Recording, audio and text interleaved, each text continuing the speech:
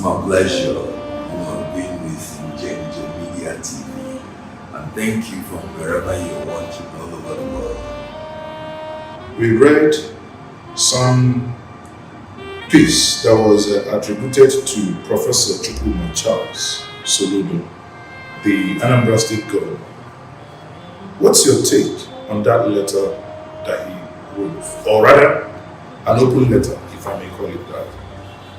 Well, it's quite very unfortunate and very unbecoming that a sitting governor that ought to concentrate on the issues of governance, which is quite onerous, will be busy scavenging on the Excreta of social media rants. A governor descending Soludo to be replying to what social media people were writing. And unfortunately for him, even those social media people he wants to address derogatorily were even making more sense than he was. So it's quite unfortunate that Soludo, that prides himself as a professor of economics, believes that what he should be doing 6 months into his failed leadership as a governor will be trying to start playing politics with Anambra State resources. First, he's not contesting any post 2023. He's not on the ballot. Second, in all the indices of leadership, he's failing, whether security or otherwise.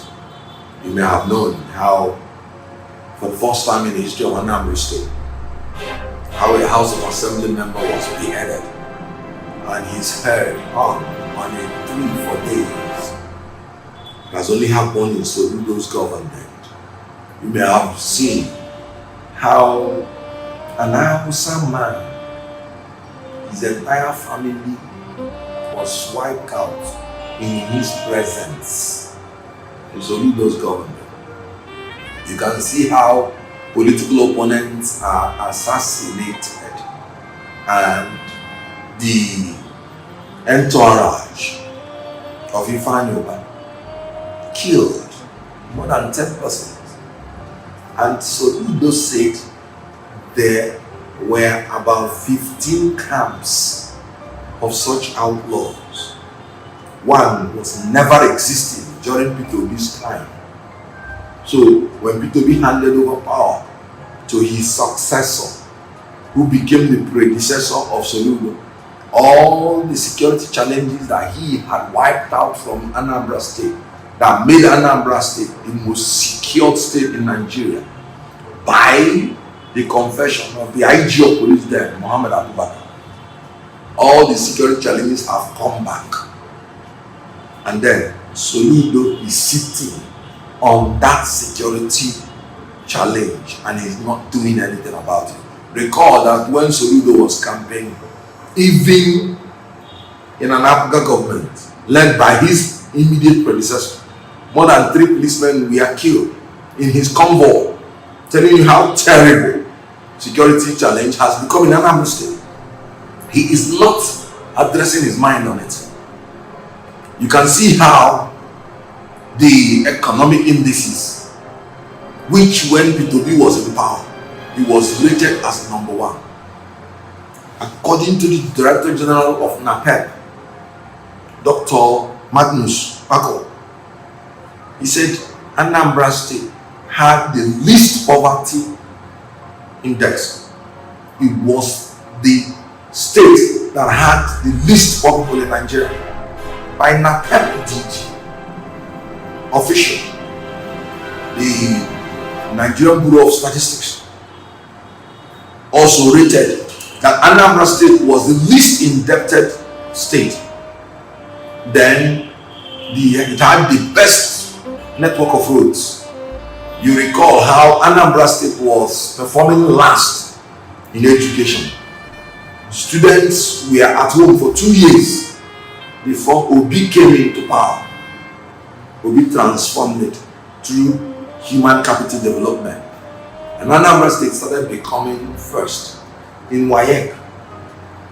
And now he left 155 million US dollars. If they had left it in the bank, today it will be approaching 150 billion naira by APC's failed government depreciation of naira, approaching 1,000 naira to a dollar.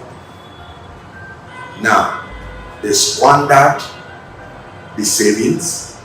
Soludo said he inherited debts from his immediate predecessors, who inherited investments from P2P. And then Soludo sat down and he's saying that investment meant little to nothing. And he doubled down in a letter, empty letter. What do you think? First, he had an interview with Sean Okimbaloyo on Channels TV. Second, he went on holiday. Again, it must be noted that that second letter came from London. He went on holiday, to London and penned that second, or rather the letter, or the expose, or whatever you may choose to call it. What do you think could be behind? One, he said that the investment are almost valueless. Second, releasing that statement that he made, trying to address the obedience, but ended up attacking his own brother in the person of Peter Obi. What do you think could be behind such? Soludo attacked the Igbo race, insulted the Igbo race, he insulted the youths of Anambra, he insulted the mothers, he insulted APGA as a party because he was not there when APGA was founded. Then he insulted the political class, he insulted Ohaneze, and insulted everybody. And this is my facts. In his letter, he said that the Igbo song Nzobu Nzobu Enyimba is worthless going into politics. Which politician of any other geopolitical zone can make a mess of a war song, which when an Igbo man hears it, he's ginger to go and do something. Say it's worthless. He insulted the youths because when he was to come into power, it was the youths that propelled him to come into power. And the youths are the architects of the social media. They still use the social media to help him come into power. And now he's insulting them. He insulted the mothers who refused to take money from APC or PDP or from any other politician and said they will not sell their votes. And they voted for him. And now he's saying that Ndi should now, because of money and other things, begin to look to align to other political parties. When other Nigerians are even saying for equity and justice, the turn of Ndi.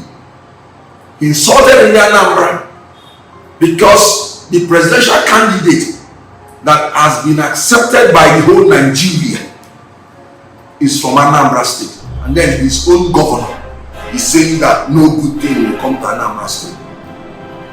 So he insulted the political class by trying to create the impression that nobody from Igbo land is capable of winning an election without having to become a slave to another group.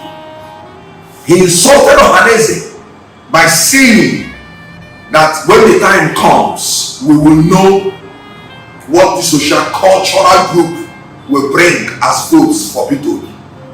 So you see, one begins to think, what is the relationship of all this his tirades, all this his unfortunate running around speech to the issue of investment that he was talking about? If he actually meant he was trying to reply on investment, he wrote a 25 paragraph letter, which he titled part 1.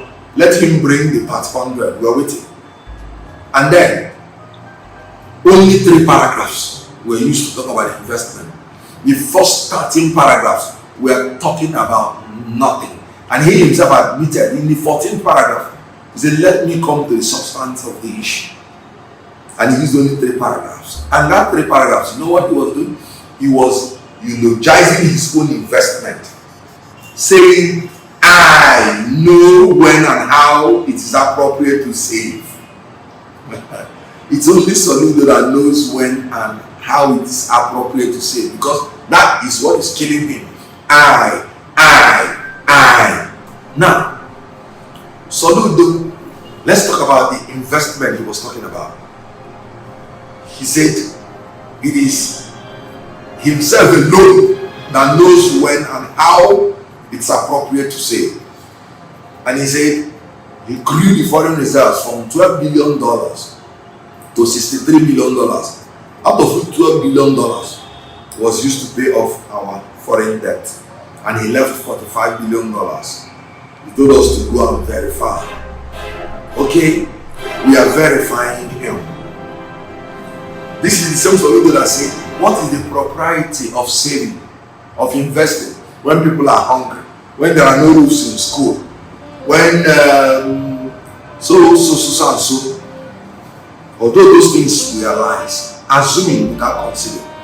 When Soludo was making those savings, what was the position of power in the government of President Obasanjo? We didn't have electricity. Our refineries were not working. We were paying subsidies. Everything, roads, they were all bad throughout the whole Nigeria. From Abuja to the southeast, you cannot travel on the road without getting sick. So Soludo that is saying, why would you make investment when every other thing is not made well? Has not told us what was working well. In the government, he was the CBN governor when he was making those investments. Unfortunately for him, it was President Obasanjo that made the investments, not him. The CBN governor has no right to spend 1 naira of the revenue of Nigeria without getting the approval from the National Assembly and without the president authorizing it. So Soludo made no investment as CBN governor. Now that he is the governor of Anambra State, we will see how much he's going to invest and how much he's going to leave in his one-term governorship, because obviously he's a one-term governor. So everything Soludo has done, he has destroyed. So that's why he ends up in 1 term. He was booted out after 1 term in Central Bank governor for trying to claim even the right that belongs to the President of the Federal Republic of Nigeria. A CBN governor that does not know what the CBN Act says is trying to redenominate the naira and was telling the president that he has no power to do anything, that he has taken the decision as the CBN governor and has just come to give him the courtesy of informing him that naira will soon be redenominated. The Minister of Justice and the Oka, as he then was, had to tell him that he does not even know the CBN Act, because section 19 and 20 made it very clear. So you see, Soludo is suffering from the arrogance of ignorance. And this is what happens to men when they think that they have read very well and refuse to be humble enough to continue learning. Everybody should know how to learn and should know how to be humble.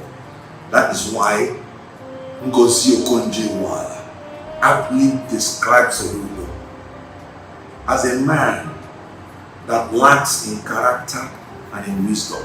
Quoting her directly, she said, there is definitely an issue of character with Professor Charles Soludo in his desperate search for power and for relevance in Nigeria. And Nigerians should beware of so-called intellectuals without wisdom and without character. Because both combination is fatal. So you can see a Soludo contradicting himself. When he is making the investment is good. When P2B is making the investment, it amounts to nothing. When Soludo is central bank governor, he wants to usurp the power of the president. Is it surprising now that he is the governor of Anambra State and he wants to begin to act like a presidential candidate of a party? No, what's the basis of attacking P2B? Are you contesting for the presidency? Now, what is the basis now of your saying we should negotiate with two parties? You say P2B knows he will not win and he can't win. Is Soludo God? Is it the people of Nigeria that will determine who will win? This is why it's all about envy and jealousy masquerading as a sportsman or what? You're not contesting an election. You don't want to be the president. You cannot even be the president because you're unfit in 2023. So on what basis is that letter coming from? You're talking about investment. What have you said about investment? Governor Darius Ishaku of Taraba said Obiano confided in him when he was praising him for the Anambra International Airport that it was the money his predecessor saved for him that he used for the airport, corroborating what His Excellency P2B said. Now look, I have only 8 years. There are projects that are dear to me which I will not be able to finish, but I have made provision and saved all the money for my successor to use. And Obiano used some of them to do the projects. And then a man is saying investment was nothing. So it is simply a measure of the character of Soludo, not a measure of the competence of P2B. Because P2B is a man of character, is a man of competence, is a man of capacity, is a man of content, is a man of credibility, is a man of creativity, is a man of conviction, is a man of courage, he is a man of consistency, and he is a man that is capable and will be the next president of the Federal Republic of Nigeria, irrespective and despite the tantrums and the irrelevancies that people like Soludo, who ought to be in the forefront of fighting for his brother to be president, what other sections of Nigeria have endorsed P2B because of his character, competence and capacity, but is trying to run him down. Whatever you sow is what you're going to reap. You see, when I say that you don't compare apples and oranges, you can see how it is. When a professor cannot profess rightly, then a trader can trade rightly and then give you the words that he is lacking. I am very, very blessed to have a principal like His Excellency P2B. And that is why I'm happy I have a role model that I can follow. When Soludo finished his insult, he said this, P2B simply said, he's my brother, he's my governor, he's even a professor, and I'm a trader. So I believe that he will now be even more intelligent than me. So whatever I have not done well, let him now use his position as governor to do it well. So Soludo, I pray that you will take a cue and then concentrate on your governance so that you can now profess well in the administration of Anambra State. A trader has left $155 million for you, has left 37 billion naira for you. Make sure that in addition to all the achievements that will be made, that you achieve more and leave more money for your successor. That is how you will prove that a professor is better than a trader. Aside what Governor Charles Soludo said. We also have Chief Dan Ulasi, a politician from Anambra State, made some comment recently, which I believe you must have heard. What's your take on that? Pathetic. You know, Chief Dan Ulasi is a man who said he has been the chairman of PDP. yes, two national political parties in Anambra State. One NRC in 1993 and then PDP. And in 2023, Chief Dan Ulasi is also saying that India should support Atiku Abubakar. First of all, I found this very contradictory. Chief Dan Ulasi is the man who told the whole world that Shehu Shagari told him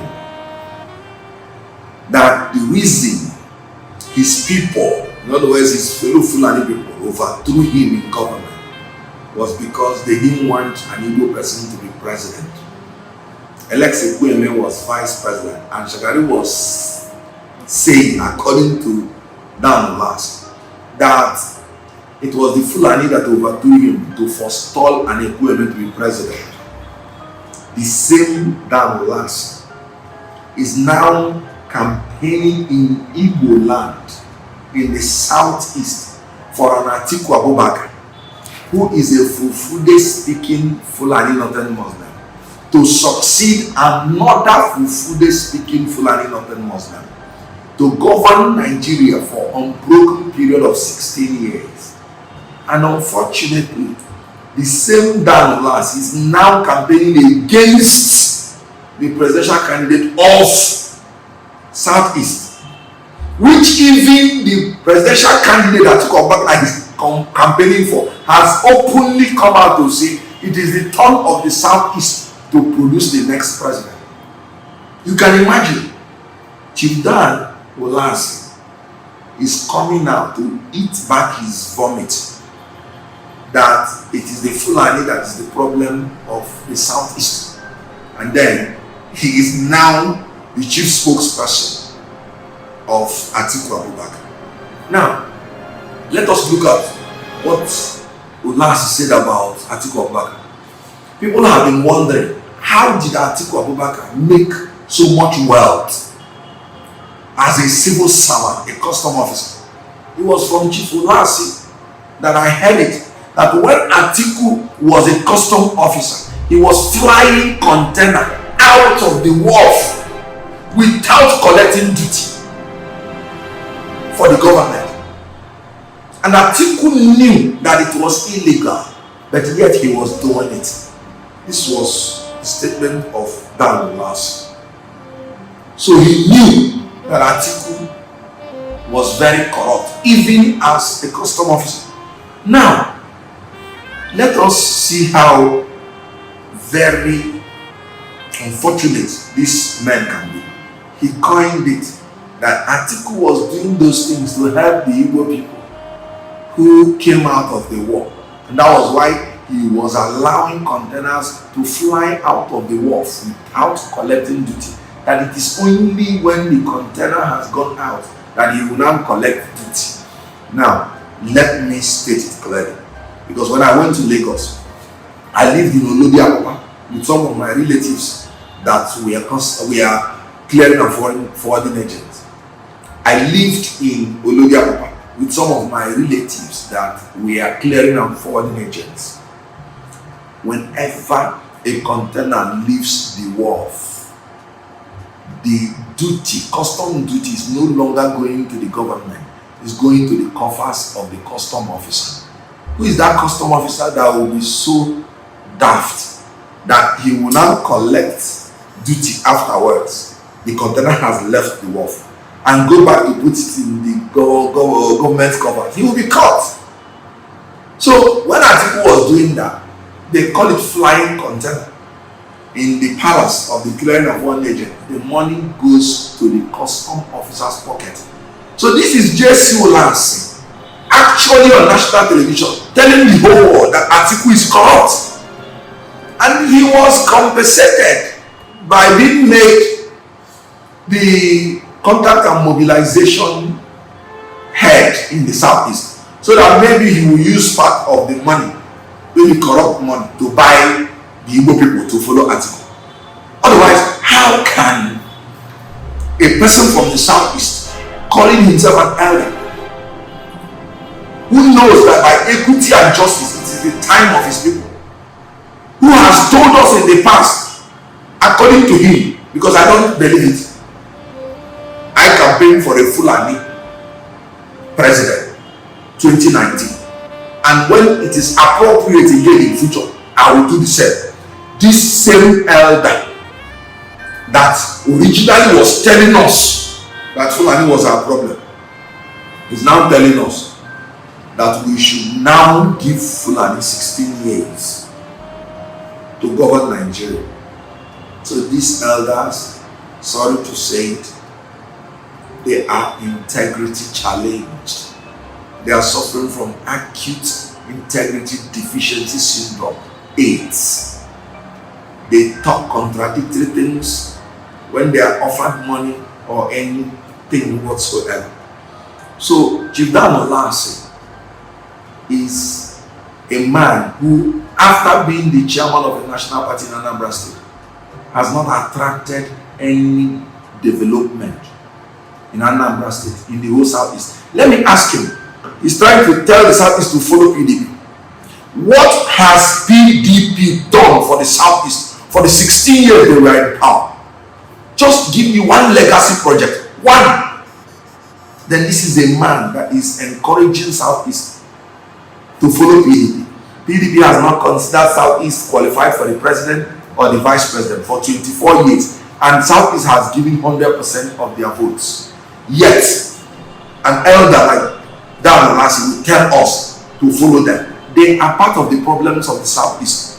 Because if anybody wants you to tell your people to follow him, ask him what is in there for your people. Democracy is a representative government. How has PDP represented the interests of the southeast? How has PDP been able to pay back all the support and loyalty that southeast has given to them for 24 years? They've not considered us qualified for president or vice, and they have not considered us qualified for any infrastructure.